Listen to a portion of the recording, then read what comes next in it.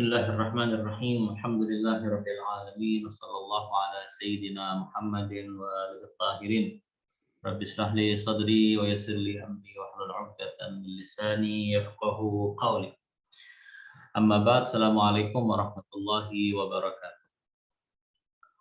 Syukur alhamdulillah, salawat serta salam kita hadiahkan kepada Rasulullah sallallahu alaihi wa alihi wasallam dan keluarganya yang suci.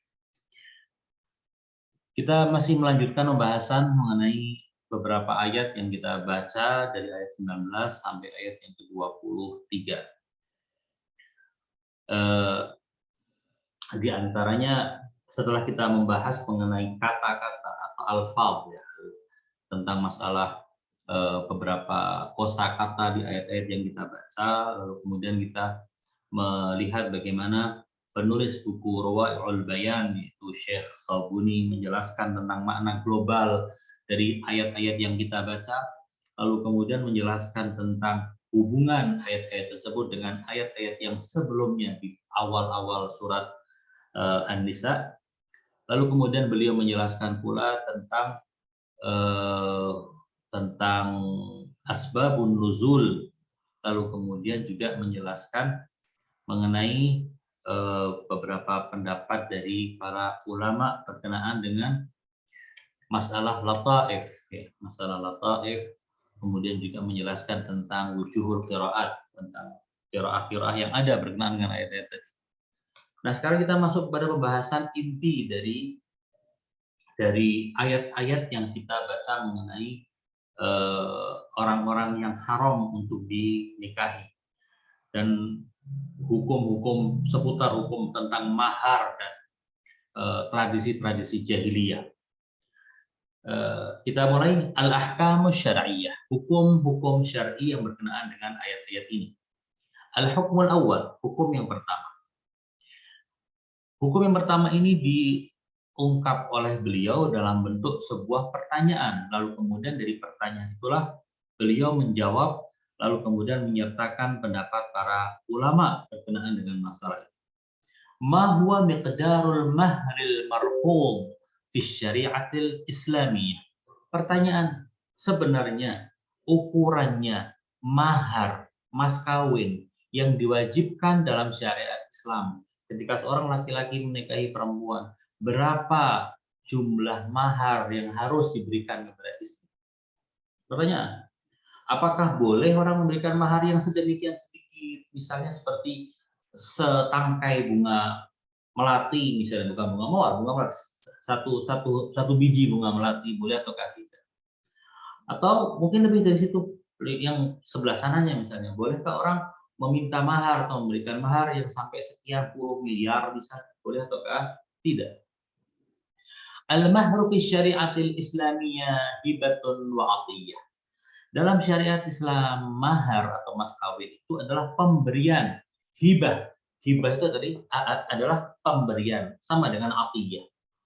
Walaysa lahu qadrun muhaddad, tidak ada batasan tertentu. Orang mau memberikan hadiah, memberikan pemberian kepada orang lain, itu tidak ada batasannya. Silahkan mau memberi berapapun. Idzin nasu yakhtalifuna fil ghina wal faqr, karena orang itu berbeda-beda. Kalau orang miskin dia hanya mampu untuk memberikan sedikit. Orang kaya dia mampu untuk memberikan yang banyak. Yakhtalifun, manusia itu berbeda dalam masalah ghina, kekayaan, wal faqr, dan kemiskinan. Wa yatafawatuna fis si'ati wad-dhiq. Manusia itu juga berbeda-beda dalam masalah kelapangan ataupun kesempitan. Dia punya hati yang luas, kedermawanan, atau orang yang kurang dermawan, kekayaannya yang luas atau kekayaannya yang sempit. Orang itu berbeda. Fatarakatis syari'atu at-tahdid. Syariat tidak memberikan batasan, menyerahkan pembatasan berapa jumlah yang mau diberikan.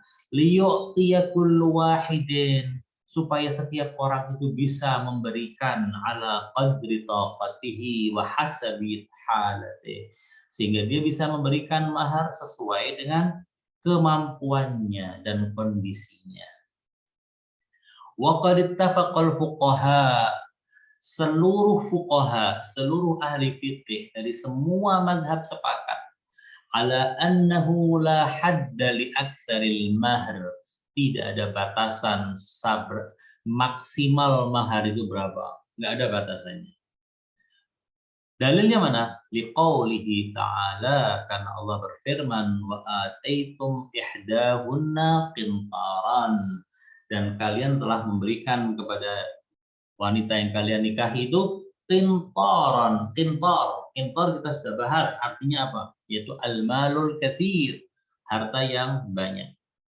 Qala al-allamatul Qurtubi, Allama al-Qurtubi mengatakan, fi hadhil ayati dalilun, di ayat ini ada dalil. Dalil tentang apa? Ala jawazil muwalah, diperbolehkannya orang untuk berlebih-lebihan fil muhur, di dalam memberikan mas kawin. Jadi dalam mas kawin itu orang boleh berlebih-lebihan, 1 miliar, 2 miliar, terserah, boleh. Li'anna Allah Ta'ala, sebab Allah Ta'ala la yumatsil, tidak akan pernah menjelaskan sesuatu illa bimubahin, kecuali sesuatu itu diperbolehkan. Allah tidak akan menjelaskan sesuatu dengan sebuah permisalan kecuali jika Allah membolehkan itu. Wa dzikru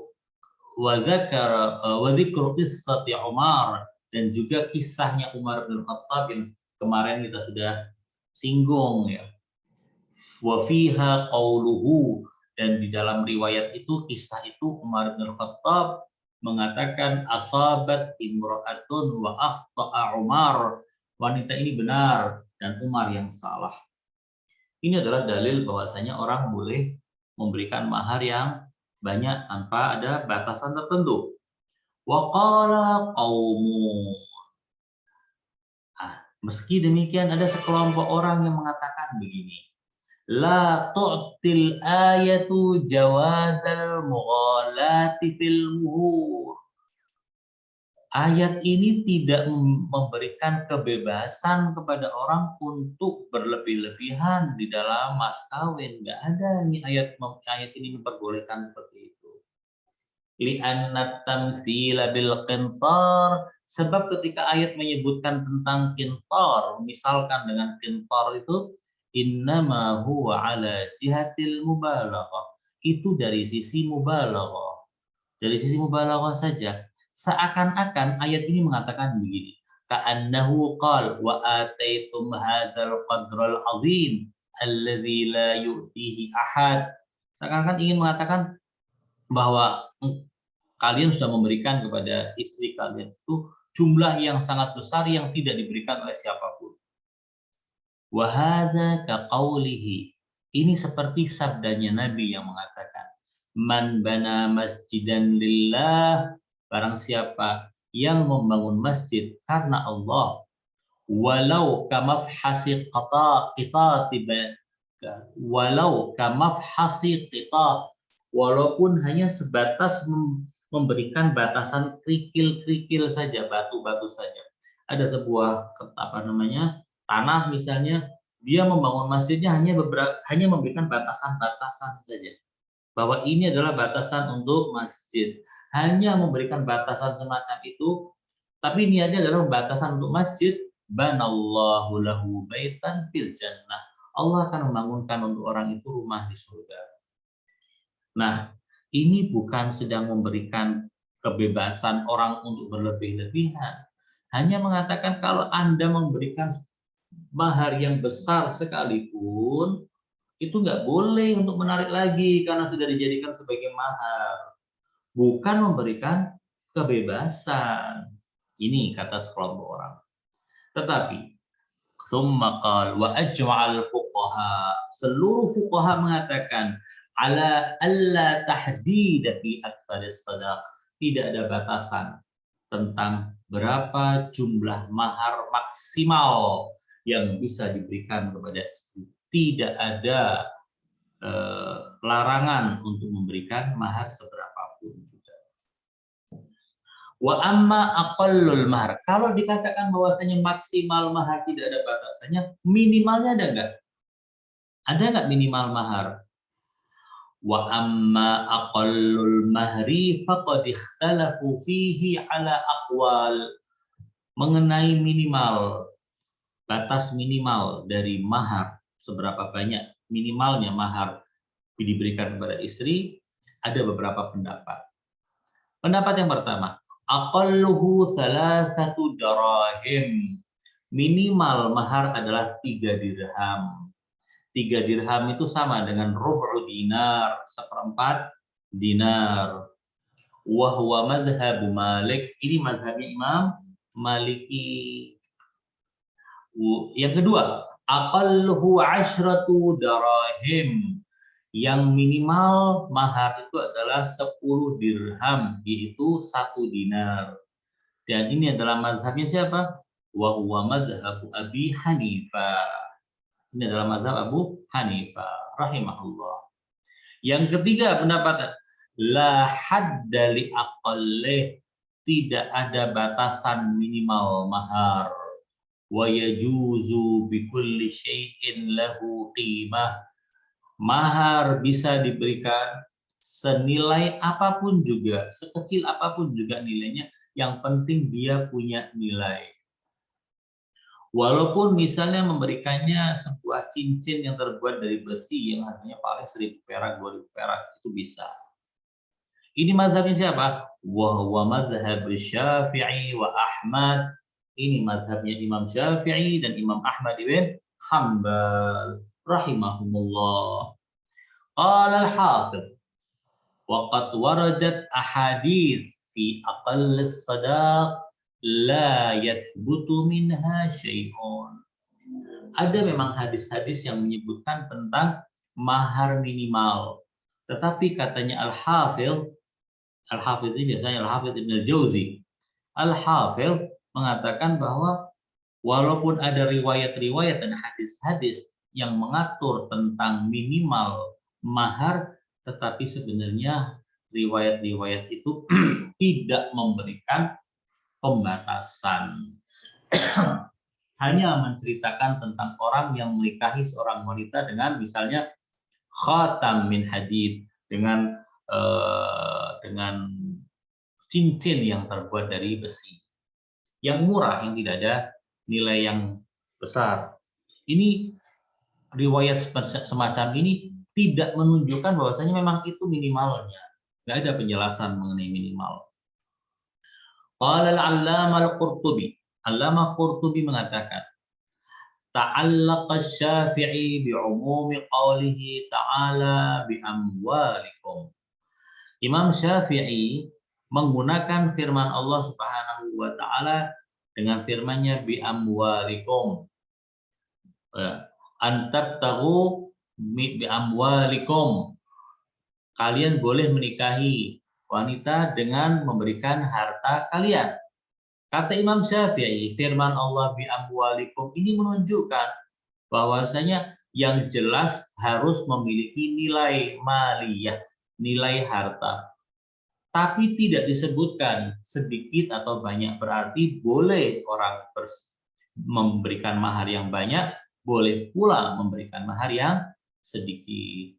Dengan alasan firman Allah bi'amwalikum ini, Imam Syafi'i mengatakan jawazus sadaq biqalilin wa katsir. Beliau memperbolehkan mahar dengan nilai yang sedikit atau nilai yang banyak. Wa huwa sahih, dan ini adalah pendapat yang sahih. Pendapat Imam Syafi'i ini menurut Allamah Qurtubi adalah pendapat yang sahih. Karena apa? Pendapat ini didukung oleh hadis Nabi. Wa ya'diduhu qauluhu alaihi wa alihi salam. Pendapat ini didukung oleh sabda Nabi, lau anna rajulan a'ta mil ayadaihi ta'aman kanat bihi halalan. Kalau seandainya ada orang yang menikahi seorang perempuan hanya dengan membawa makanan yang ada di telapak tangannya, maka perempuan itu bisa menjadi istrinya secara halal dan itu bisa menjadi maharnya. Wa ankah Sa'id ibn al-Musayyib, seorang tabi'in bernama Sa'id ibn al-Musayyib pernah menikahkan putrinya dengan Abdullah bin Wada'. Maharnya berapa? bidirhamain, dengan 2 dirham. Berarti boleh sedikit, dengan nilai sedikit pun tidak masalah. Qala Syafi'i, Imam Syafi'i mengatakan, kullu ma jaza an yakuna thamanan li syai'in. Segala hal yang bisa dijadikan sebagai alat tukar untuk membeli sesuatu, bisa menjadi harga untuk membeli sesuatu. Aw jaza an yakuna ujrah, atau bisa dijadikan sebagai upah untuk sebuah pekerjaan. Jaza an yakuna shadaqan, itu bisa menjadi mahar. Misalnya kalau orang disuruh pergi beli, misalnya belikan aku makan siang, misalnya kemudian dikasih uang 5.000 rupiah sebagai tanda terima kasih, atau sebagai upah misalnya, ujroh ya, sebagai ujroh. Berarti ini uang 5.000 itu punya nilai. Nilai 5.000 itu bisa dijadikan sebagai mahar. Wa hadza qaulu jumhur ahli ilmi wa ahli hadits. Kata Imam Syafi'i, pendapat semacam ini adalah pendapat orang-orang yang ahli ilmu dan ahli hadis. Kulluhum ajaza as-sadaqa biqalilil mali wa katsirih. Semua ini mereka memperbolehkan mahar diberikan dalam bentuk uang atau harta yang sedikit atau harta yang banyak. Nah, sekarang kita kembali kepada pendapat yang pertama, yaitu pendapat Imam Malik. Imam Malik mengatakan bahwa aqallus shadaq 3 dirham. Ya, Imam Malik mengatakan begitu. Imam Hanafi mengatakan, Imam Abu Hanifah mengatakan bahwa aqallus shadaq 10 dirham. Imam Hanafi mengatakan 10 dirham itu adalah mahar yang paling minimal. Dalil mereka apa? Dalilnya adalah anna syai' al-haqir la yasluhu mahran. Sesuatu yang tidak punya nilai, sedemikian kecil nilainya, itu tidak layak untuk dijadikan mas kawin. Wala budda fil mahri min qadrin ma'lumin minal mal. Yang namanya mahar itu, mas kawin itu harus punya nilai keuangan. Walamma kanat yadus sariq la tuqta' illa fi dinarin ala qawli Abi Hanifah. وفي ربع دينار على قول مالك اعتبر هذا القدر في المهر قياسا على حد السرقة. Di dalam mazhab Abu Hanifah, seorang yang mencuri harta, mencuri sesuatu, tapi nilai yang dicurinya itu masih di bawah 1 dinar. Menurut pendapat Imam Malik, kalau ada orang mencuri tapi barang curiannya itu tidak nilainya di bawah 1/4 dinar, maka pencuri tidak dipotong tangannya. Kalau ada orang mencuri misalnya sebatang rokok atau mungkin sepotong kue yang biasa pagi-pagi orang jualan, misalnya kue donat atau apa, 1 donat, ngambil itu, maka si pencuri tidak dipotong tangannya. Kenapa? Padahal ada hukum perintah as-sariqu was-sariqatu faqta'u aydiyahuma, pencuri laki atau perempuan dipotong tangannya. Tapi kalau pencurinya sehelai rokok misalnya, atau sebutir telur misalnya, maka tidak ada hukum potong tangan karena nilainya sedemikian kecil, di bawah 1 dinar menurut mazhab Abu Hanifah dan di bawah 1/4 dinar menurut mazhab Maliki. Nah, jika itu adalah angka yang terkecil untuk bisa memotong tangan seorang pencuri, ini kemudian dikiaskan oleh Imam Abu Hanifah dan Imam Malik bahwa yang namanya mahar harus punya nilai ekonomis, harus punya nilai keuangan, nilai uang, nilai kehartaan. Nah, karena itu mahar minimalnya adalah 1 dinar berdasarkan mazhab Abu Hanifah atau 1/4 dinar berdasarkan mazhab Malik. Selain itu, Abu Hanifah juga berdalil dengan dalil yang lain. Wastadalla Abu Hanifah, berdalil dengan riwayat bima rawahu Jabir, dari Jabir bin Abdullah, anna Rasulullah sallallahu alaihi wa alihi wasallam qala, Rasulullah bersabda, la sadaqah duna asyrati darahim. Mahar tidak sah kalau di bawah 10 dirham. Ini hadis riwayat dari Jabir yang dinisbatkan kepada Rasulullah. Dari riwayat ini Abu Hanifah mengatakan berdasarkan riwayat ini dan berdasarkan pendekatan masalah qiyas haddus sirqah, qiyas untuk memotong tangan dalam kasus pencurian, maka mahar tidak boleh kurang dari 10 dirham atau 1 dinar. Menurut pendapatnya Syekh Sabuni, penulis kitab Rawa'iul Bayan ini, beliau mengatakan at-tarjih aqulu ma dhahaba ilaihi Syafi'iyah wal Hanabilah.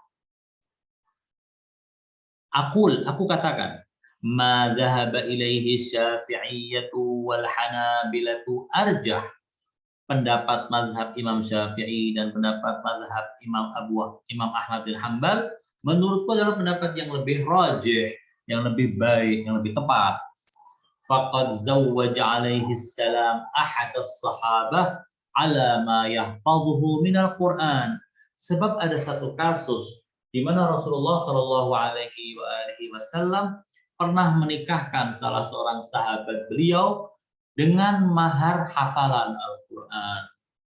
Zawwajtukaha bima ma'aka minal Qur'an. Aku nikahkan engkau dengan wanita ini dengan mas kawin apa yang engkau kuasai dari Al-Quran. Riwayat yang lain Rasulullah pernah mengatakan kepada seseorang, engkau mau menikah dengan orang ini, ya carilah mahar. Iltamis walau khataman min hadid. Cari mahar walaupun bentuknya adalah cincin yang terbuat dari besi. Cincin yang terbuat dari besi tidak ada nilainya.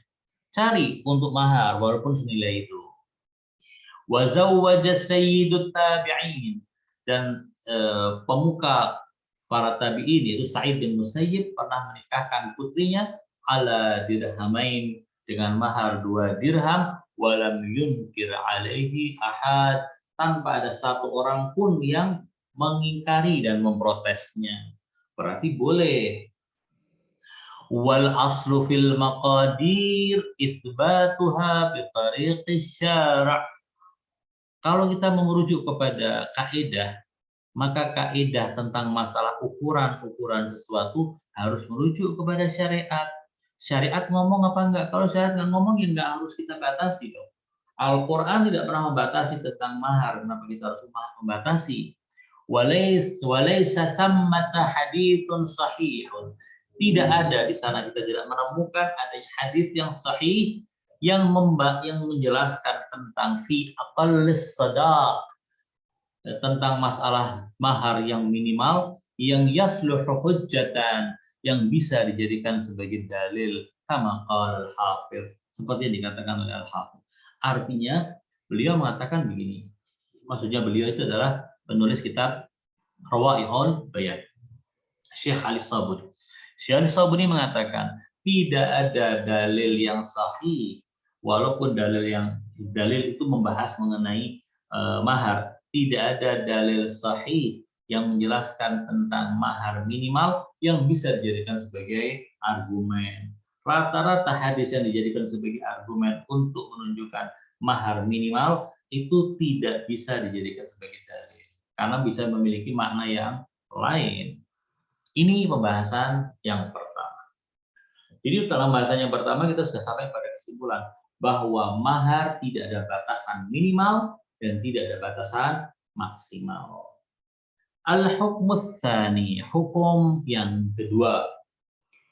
Mal murad bil mitsaqil ghalidh fil ayatil karimah. Ayat Al-Qur'annya mengatakan wa akhadna minkum mitsaqan ghalidha. Apa makna dari mitsaqan ghalidha di ayat ini? Qala Dhahhak wal Qatadah. Dhahhak dan Qatadah, dua imam hadis, dua imam tafsir besar, mengatakan huwal ahdul ladzi ukhidha alaihim min ihsanil ishrah, bukan ashrah, min ihsanil ishrati ila nisa. Yang disebut dengan mitsaqan ghalidha itu adalah perjanjian yang telah diambil dari orang laki-laki ketika dia menikahi wanita, bahwa laki-laki itu akan memperlakukan wanita dan istrinya itu dengan perlakuan yang baik. Sebagaimana firman Allah, fa imsakun bima'rufin aw tasrihun bi ihsan. Kalau mau menahan seorang wanita sebagai istrinya tetap menjadi istrinya, maka lakukan dengan baik. Kalau mau diceraikan, ceraikan dengan baik. Waqala Mujahid wa Ikrimah. Mujahid dan Ikrimah, dua ahli tafsir juga. Ikrimah itu kalau tidak salah adalah muridnya Ibnu Abbas. Walaupun dalam masalah Ikrimah itu ada kata-kata yang kurang sedap, ya, bahwa Ikrimah itu seringkali menisbatkan sesuatu kepada Ibnu Abbas, padahal Ibnu Abbas tidak pernah mengatakan itu. Ala kulli hal, ini catatan sedikit, ya. Al-muradu bil mitsaqil ghalidh wa 'aqdun nikah. Yang dimaksud dengan mitsaqan ghalidh itu adalah 'aqdun nikah. Wa qad dalla 'alaihi qauluhu 'alaihi salam. Dan ini ditunjukkan oleh sabda Nabi sallallahu alaihi wasallam. Ittaqullah fil nisa, takwalah kalian kepada Allah dalam urusan perempuan. Fa innakum akhadtumuhunna bi amanatillah. Kalian telah mengambil wanita-wanita itu untuk kalian jadikan istri, dan itu adalah amanat, sebagai amanat yang Allah titipkan kepada kalian. Wastahlaltum furujahunna bi kalimatillah, dan kalian menghalalkan kehormatan mereka dengan kalimahnya Allah, dengan akad nikah itu. Jadi perlakukan istri kalian dengan baik. Al-hukmus tsalits, hukum yang ketiga dari ayat-ayat yang kita baca, yaitu hukum yang asli, yang inti dari apa yang kita bahas pada kesempatan ini. Mahiyal muharramat, siapakah wanita-wanita yang diharamkan untuk dinikahi? Allati arsyadat ilaihal ayatul karimah, yang disebutkan dan disinggung dan dijelaskan oleh ayat-ayat suci yang kita bahas. Al-muharramatul lati yahrumuz zawaju bihinna thalathatu anwa'.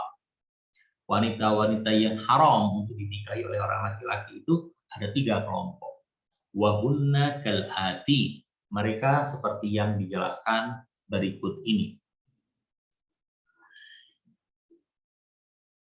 Yang pertama, muharramatun bin nasab, yaitu wanita yang haram bagi kita karena masalah hubungan darah, hubungan kekerabatan. Yang kedua, muharramatun birradha', yaitu yang diharamkan karena masalah susuan. Dan yang ketiga, muharramatun bil musaharah, yang diharamkan karena adanya hubungan pernikahan. Jadi ada 3 kelompok. Yang muharramatu minan nasab itu siapa saja? Asyaratil ayatul karimah ila tahrimi sab'atin minan nasab. Ada 7 kelompok orang wanita yang diharamkan untuk dinikahi karena memiliki hubungan nasab dengan laki-laki, dengan seorang laki-laki. Wahunna, ke-7 kelompok wanita itu adalah al-ummahat, ibu, al-banat, anak, al-akhwat, saudara perempuan, al-ammat, bibi dari ayah, al-khalat, bibi dari ibu, banatul akh, keponakan wanita, keponakan perempuan dari saudara laki-laki, dan banatul ukh, keponakan perempuan dari saudara perempuan. Wahaula, mereka inilah orang-orang yang yahrumuz zawaju bihinna ala ta'bid. Mereka adalah orang-orang yang tidak bisa kita nikahi selama-lamanya. Langit runtuh, bumi terbang ke langit, tetap haram menikahi kelompok 7 yang ini. Ai annahu la yahillu zawaju bihinna bihalin minal ahwal, sama sekali tidak bisa dinikahi. Wa yadkhulu fil ummahat al-jaddat wa in alaun, termasuk di antara kata ibu tadi, ummahat, adalah nenek sampai ke atas, sampai ibu Hawa, Siti Hawa. Kama yadkhulu fil banat banatuhunna wa in safalna, yang diharamkan dinikahi adalah anak. Anak itu mencakup juga cucu sampai generasi entah yang keberapa. Wa kadzal akhwat, dan yang masuk dalam kelompok saudara perempuan yang tidak bisa dinikahi adalah saudara baik yang syaqiqat, yang kandung, seayah seibu, auliab atau saudara seayah lain ibu, aulium atau saudara seibu lain ayah. Yang penting saudara perempuan tidak bisa dinikah. Wal ammat wal khalat wa in alauna.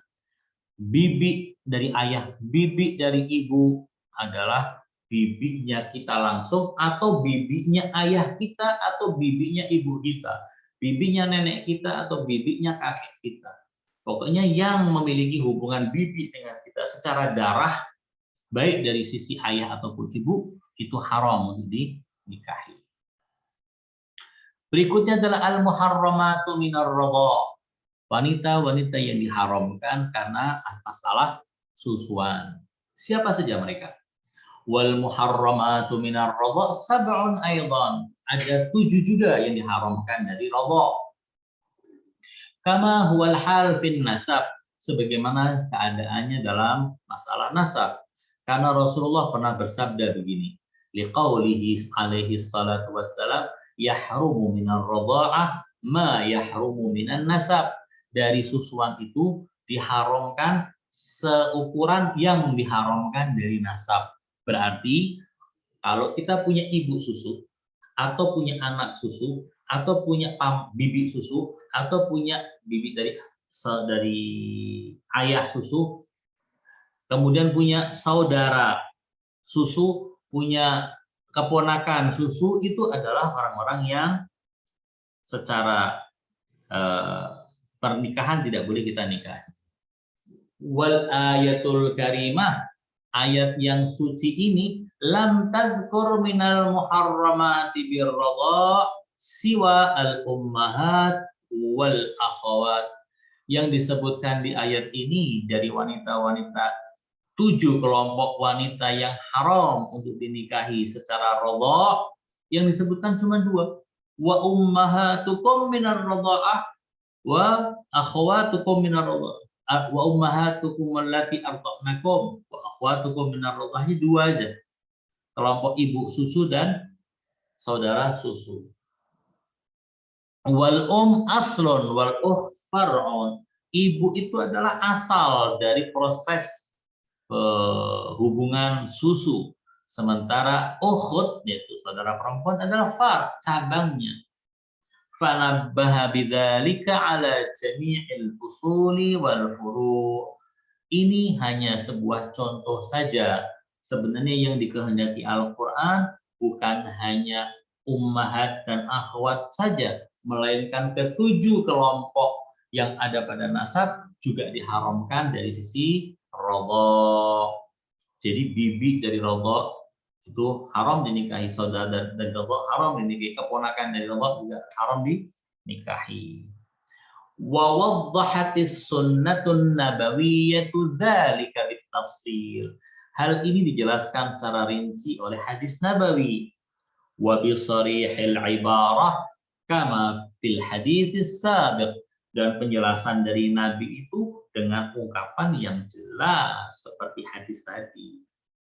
Waqad thabata fis sihah anhu sallallahu alaihi wa alihi wasallam annahu qala an ibnati Hamzah innaha ibnatu akhi minar radha'ah.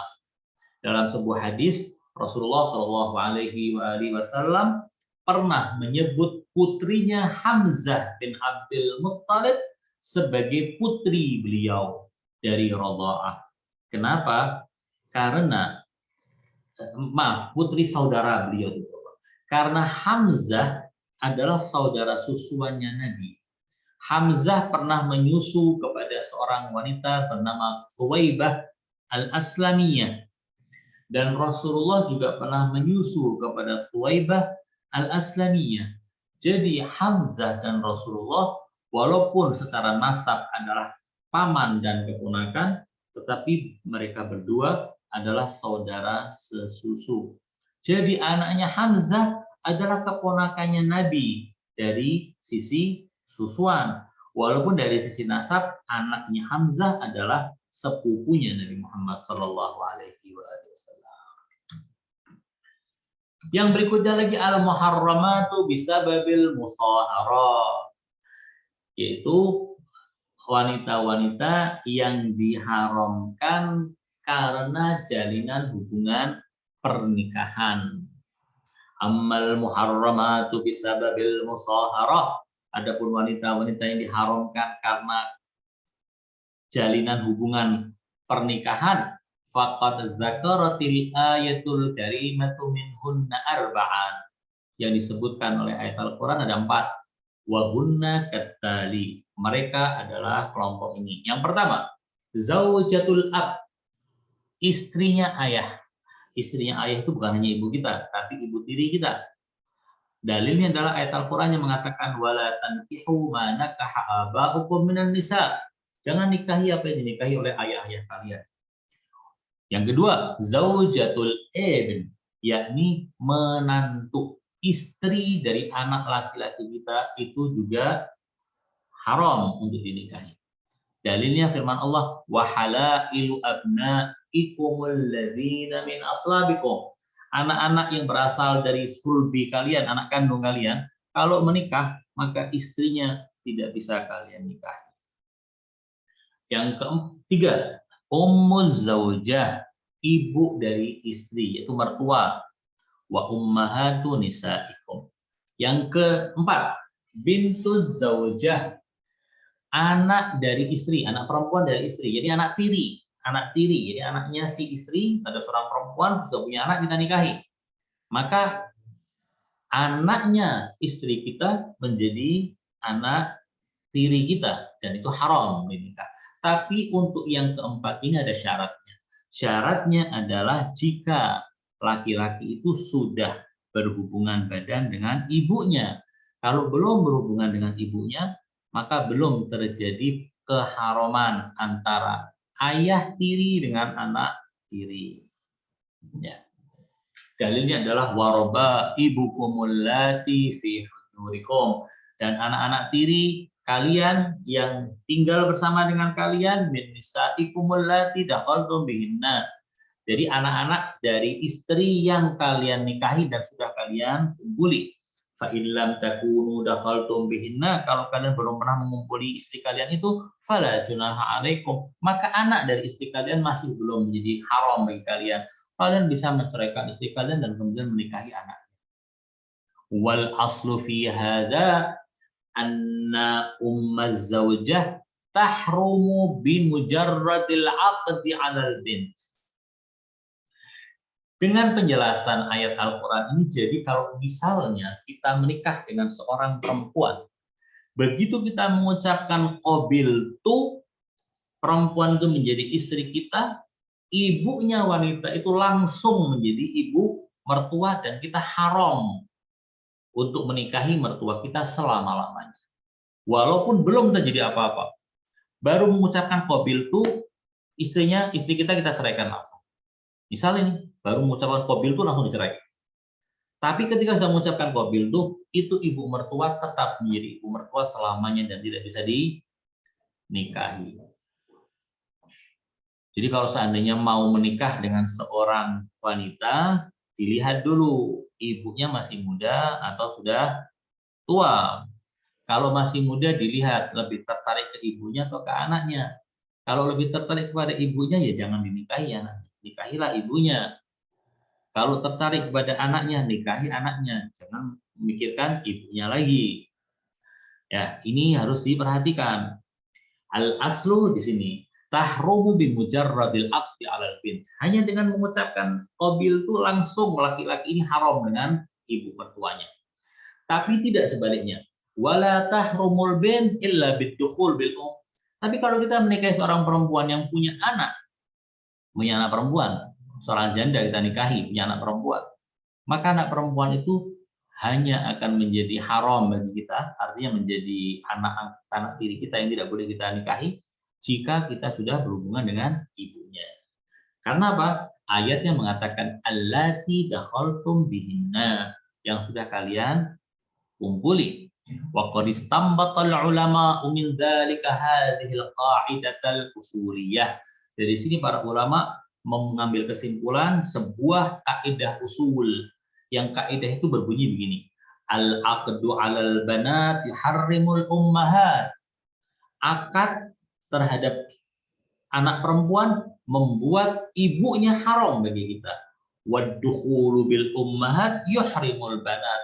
Sementara mengumpuli ibu akan mengakibatkan anaknya menjadi haram bagi kita. Ini kaidah usul yang diambil dari ayat Al-Qur'an ini.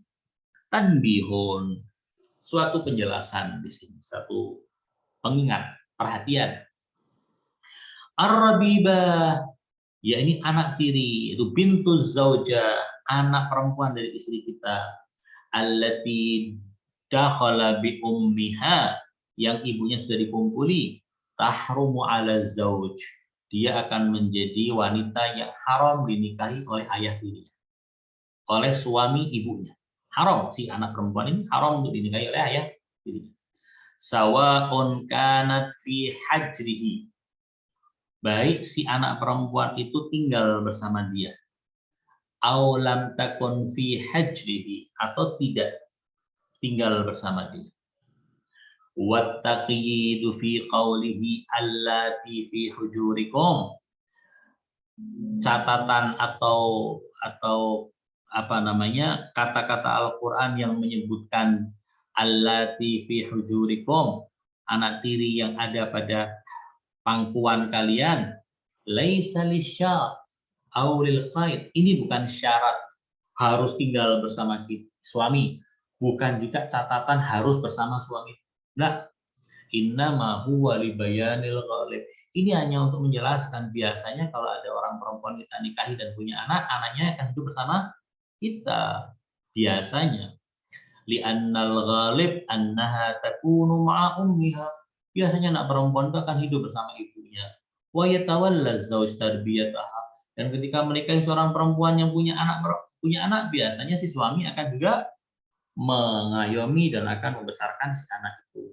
Wa hadza bi ijma'il fuqaha, ini penjelasan ini adalah penjelasan yang disepakati oleh seluruh ahli fikih, ulama fuqaha. Fatadabbaruhu, karena itu kalian harus mencermati dengan baik. Ini yang telah disebutkan sampai di sini adalah wanita-wanita yang haram selamanya. Kita akan melihat ada wanita-wanita yang haram untuk kita nikahi, tapi tidak selamanya. Siapa mereka? Insya Allah akan kita jelaskan pada sesi yang kedua. Wassalamualaikum warahmatullahi wabarakatuh.